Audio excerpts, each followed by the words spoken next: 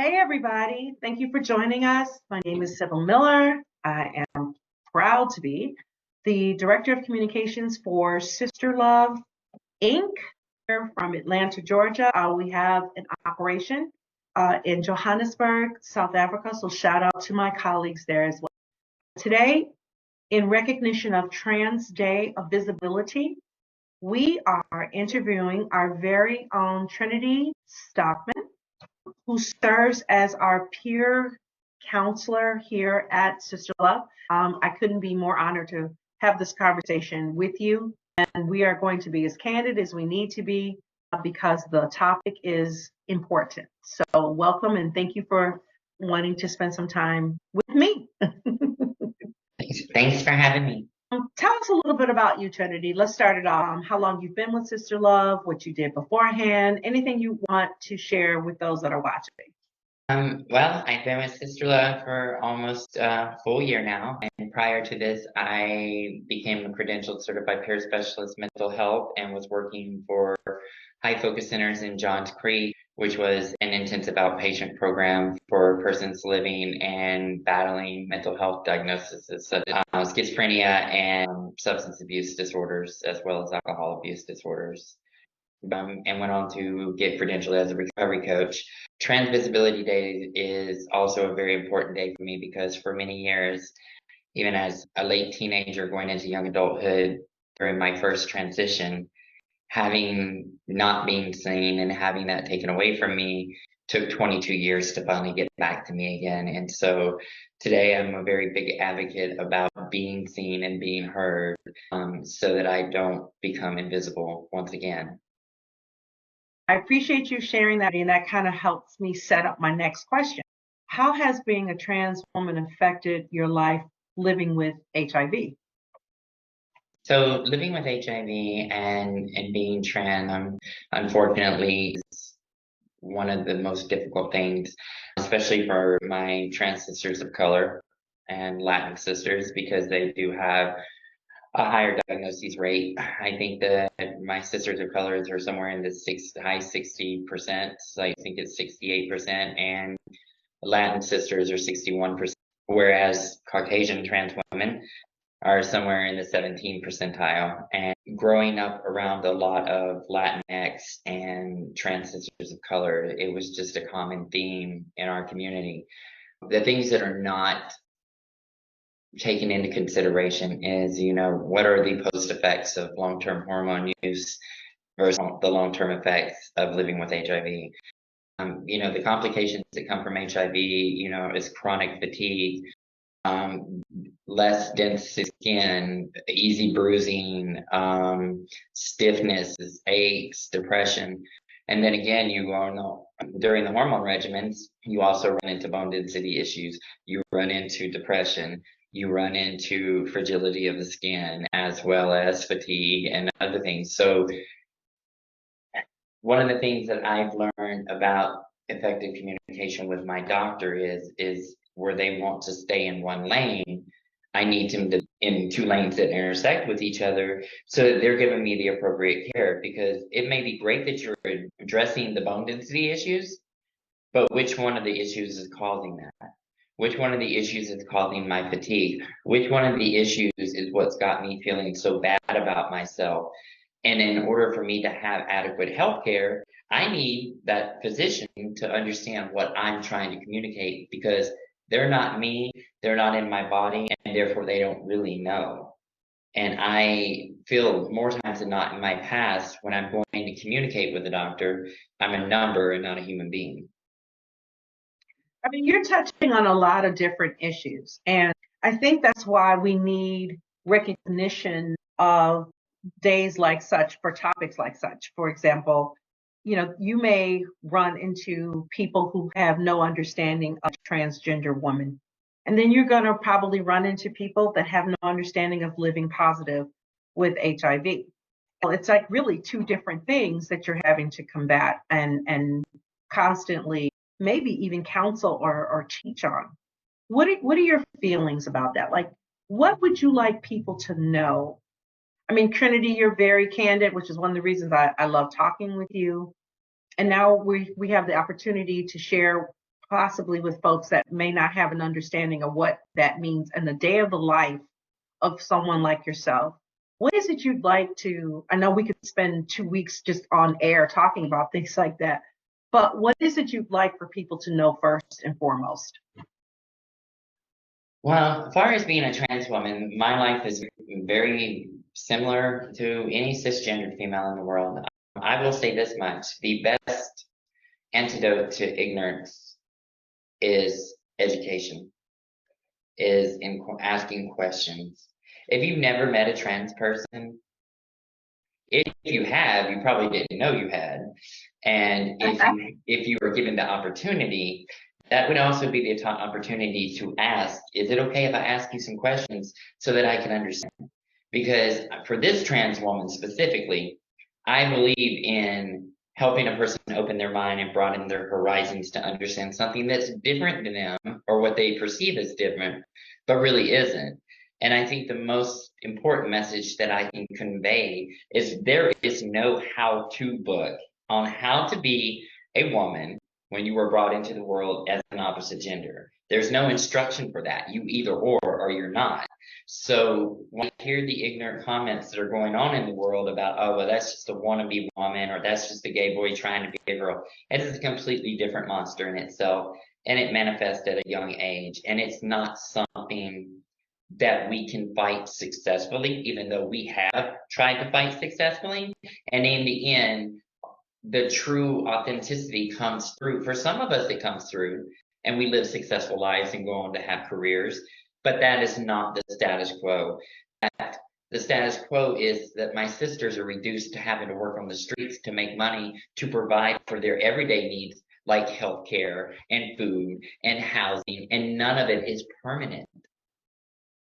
And they have to give up so much. Right. And I'd love for you to share, if you wouldn't mind. Most recently, you were able to accompany our policy advocacy program to the state capitol. And I'd like for you to share why you went and that brief encounter with the legislator that I thought was very poignant and would be great to share with our audience. After 3 failed attempts to actually speak during the committee hearings, I decided that the next time I would go to the Capitol, that I would get past my people who have tried to hurt my community, and see where they were in, just in intellect and education and awareness. And I met the wonderful man who wrote the bill, and he. Well, before you go any further, tell us what that bill was. The bill was Senate Bill SB 140, which was being propositioned to pass and take away gender affirming care for teenage trans children that are seeking gender affirming care. And that bill has since passed. I hope that it gets repealed, but unfortunately that is the status for right now. That's just an example of the uphill battle that we have in this state.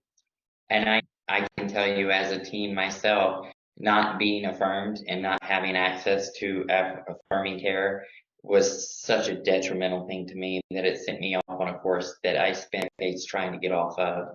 But I did ask the lovely senator if he had ever met someone who's trans, and I was actually found it humorous at his response, and he said that he had a friend in college that dressed and presented as a girl, and I had to remind him that cross-dressing is not the same thing as being a transgender woman.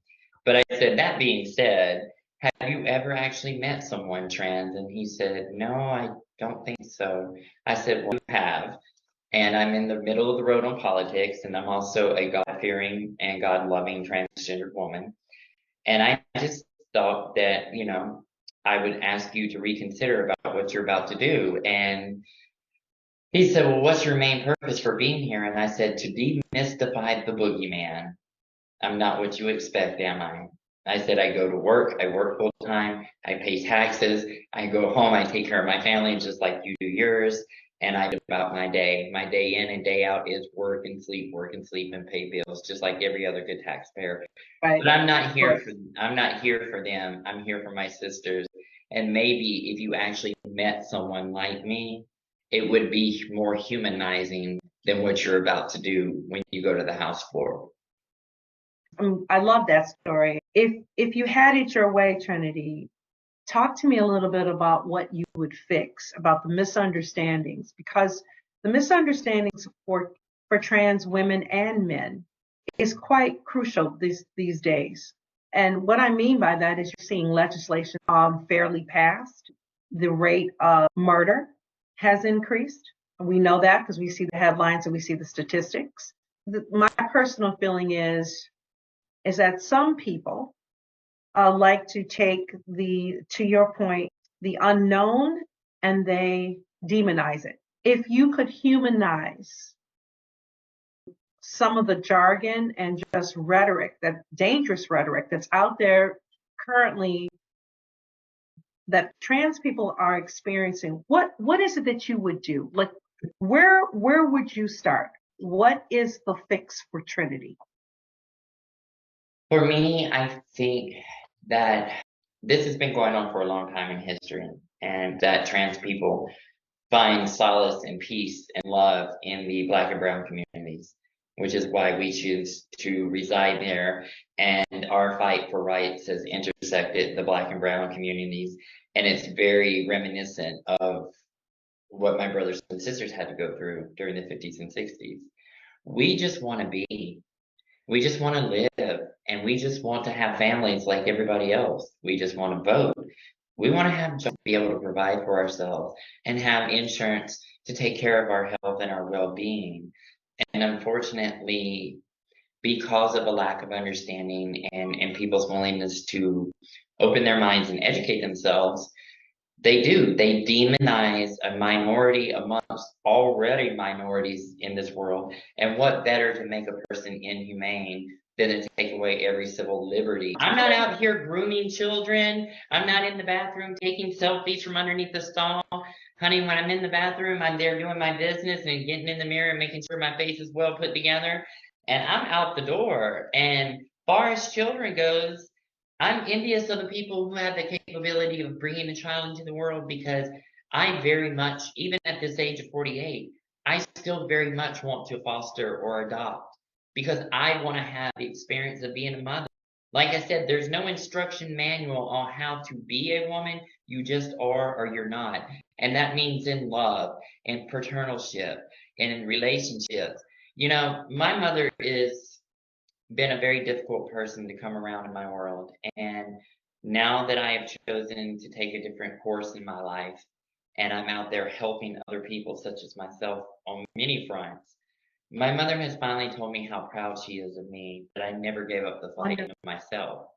I'm very fortunate to at least have my mother recognize the strength that has passed down from generation to generation from the women in my family that obviously I've inherited, that makes me a fighter. And when I say fighter, I mean fighting for what's right.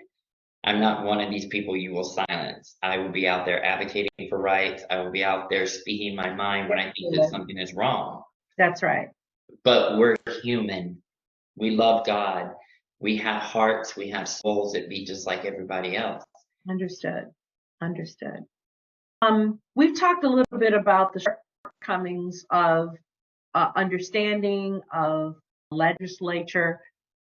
Let's talk a little bit about the accomplishments. What has been achieved? Talk to me about one or two things that you have seen that give you hope that we're headed in the right direction.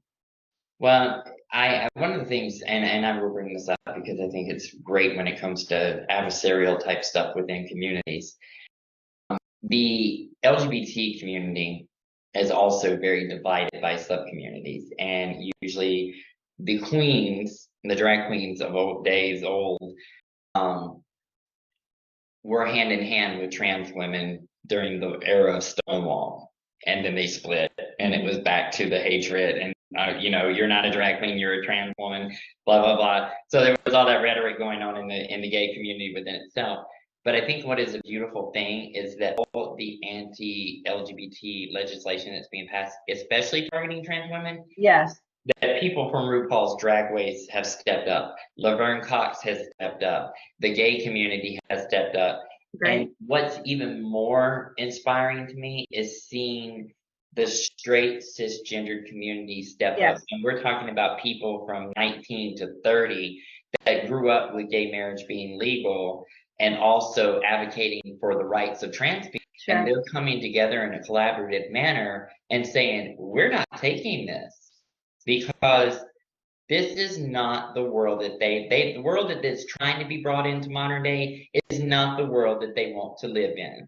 They want to live in a world where there's interracial relationships, there's trans cis relationships, there's seronegative relationships. And that is the beacon of hope that when I get discouraged and I'm watching news in my house and I'm having anxiety rise because I feel like at any day it's going to be another repeat of Jewish concentration camps, that they're going to just round up trans people and put us in some building somewhere and get rid of us. That is my only living prayer that I have when I see the young people coming together and saying, this is injustice, this is inhumane, and we're not going to tolerate this. I would be remiss not to bring up that's one of the missions of SisterLove, is to make sure that we have a part in that we are advocates for that. And we're very fortunate, Trinity, we have you because you help us keep it real, and you are what I would consider a real source for us to know which direction we should go in, and what legislation we need to be opposing or supporting. And also the fact, of course, that we are there present, fighting as well alongside our transgender women, our transgender men. Just it's gotten to the point where I think SisterLove knows exactly which way to go. I don't think we can be depending just on us. Our job too is to educate and to bring about more advocates, because to your point, it'd be more than just us. And I too see the younger generations, thank God for them, basically standing up for what has just been allowed to exist for far too long. So it's that intergenerational support. It's that intergenerational love, non-judging. And that's one of the things, as you know, are the staples of SisterLove. Before we sign off, can you talk to us a little bit about your work within SisterLove? I know what you were brought and hired to do, but I also know that job descriptions are only a portion of what we all do here. What drew you to SisterLove? What do you do for SisterLove? And what do you hope to do? I think what drew me to SisterLove is I have a fellow trans sister of color that works at another agency here in Atlanta. And I remember a couple of years ago, prior to getting clean from substances, she said, there are a bunch of young trans kids that need an old woman like you with a voice who is willing to fight to step up into the spotlight. You don't need to be Hollywood. You don't need to have money. What you do need is a microphone, and you need to let that light shine, because we need someone out there fighting for the younger generation coming up. And really, my heart, and coming from brown people myself, having a grandmother who's Creole and a dad who is from Cairo, Egypt, there's just been too much oppression for too long in my life. And I don't want some younger person, cisgendered or transgender, to have to continue living through oppression that's unnecessary, and have them have the ability to walk freely in the world and have a job and have a family and have some happiness and joy. Because I can tell you honestly, at 48, while I may be discovering happiness, I really don't understand what happiness looks like or how it should look, because I have no template to follow. Because Understood. my whole life has just been one huge fight. Right. So I would rather be for the younger generation coming up and let that resiliency be the gift to them, so that I have a chance to breathe and enjoy life the way it was meant to enjoy as I'm getting older and up in my years. Thanks, Trinity. I think it's our obligation as we go through life to pass on knowledge to strengthen the next generation, no matter who that may be. And that's the only way we change. We're in the fight for our life as it relates to transgender issues. I most certainly believe that there is a right side and there is a wrong side. And sometimes it feels like we're not winning, but we have to keep going. And that's one of the reasons I'm super proud to work for an organization like SisterLove. And I'm extremely proud to be working amongst colleagues like you, Trinity, because it's not just a job. So I just appreciate your willingness to talk about some of these issues. I don't want this to be the last time that we do so. I do want to close by saying we have several programs here at SisterLove, most known for our testing, our free testing, I might say, for HIV and STIs for the last couple of decades, actually. But we also have our policy advocacy program, which we mentioned earlier. We also have a program that dedicates itself to community research on topics like such. And we also have a program that works very closely on these types of issues, our youth source leadership program that basically stands up trans rights. And we can have a conversation about that alone, but I want to leave by letting folks know this is not a fad for us. This is not just because it's in the headlines. This is not based on the fact that this particular recognition, Trans Day of Visibility, is on the calendar. With the help of people like Trinity and with the direction of the Youth Source Leadership Program that goes back to the community to get its information so we stay on point with what we fight for and against, we'll continue to chip away at the bigotry and the ignorance that has been allowed to be the status quo. And so with that, I say, we come if you're not on the right side. Right, Trinity? Absolutely. So I appreciate you, you know I do. And I appreciate you coming on today and briefly speaking about something that's very important and worthy of being spoken of. And I have one more thing to add as far as programs that we have. We have do-it-yourself test kits that we send a kit out. It's a oral swab. It's done by Quick. Takes 20 minutes to get your results. And what I will say to my trans brothers and sisters out there, the best knowledge you can have is to be in the know. And that way we're not running chances, know where you're at before you proceed forward. So we're not running into, complicated superbugs and, making our health worse off than it may or may not be at that current moment in time. But those tests are also packaged by yours truly, and then they are put in the mail and shipped out. And so you know that there is a face behind what's coming to you if you should request one, that there's somebody there who understands exactly what you're going through because it's part of her lived experience and her journey as well. And we do far much more than just testing. That brand that we have that encloses down into the center, I always look at it and I wish that center could just be invisible, because that goes to the heart and as a window of what it is really just to be a spiritual being encased in a body. And just know that, you can go on our website. There's lots of options that you have requesting appointments, but specifically, if you want to do it in confidence and have that security of no one knowing, feel free to go online and order yourself test kits. Yeah, it's more important you know your status than it is that we know you. So I agree with you 100%. Great advice. And that goes for everyone, as a matter of fact. SisterLove, our doors are open. Always go to our website for more information and to book an appointment. And that's sisterlove.org. So if you can't catch us at 1237 Ralph David Abernathy in the city of Atlanta, West End, you can certainly look us up and catch us at one of the events that we are populating throughout the month. So stop by and say hi. Please. Thanks everyone for joining.